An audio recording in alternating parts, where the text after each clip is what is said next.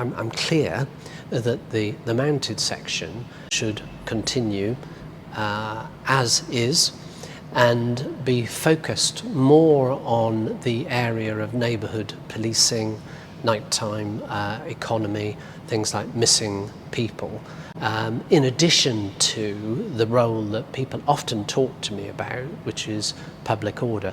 But that's actually quite a small part of their business. I wasn't necessarily convinced when I started this 6 months ago, and it's taken a lot of hard work to sort of get to this situation where now I can see the value of horses, and because I'm concentrating on zero tolerance for antisocial behaviour and neighbourhood policing, I think horses can play a key part to that, and I would like to see horses used more often in that role.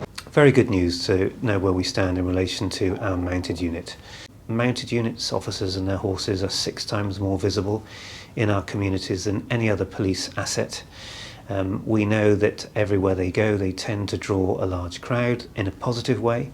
We also know that they're of course very useful for large gatherings of people, whether that's a passive crowd or a hostile crowd. They can separate opposing groups. What we want is just enough of all of the capabilities that help us to keep the communities safe from harm, whether that's road policing vehicles, whether that's specialist firearms teams, whether it's patrol officers or police community support officers. We have a whole range of skills and capabilities. They're all important. The skill is to make sure that we have just the right amount so that we're not overspending on it at the expense of something else.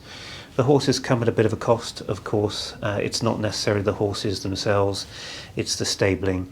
And the officers, of course, if they weren't on horseback, they would be patrolling in the community, ideally in some other way. It just happens to be more visibly on the back of a horse as opposed to in a car, where quite often we hear from the public that we might see a police officer but they're zooming by in their car and there's no chance to engage. So yes, they come at some price, but it's more about the value that they bring.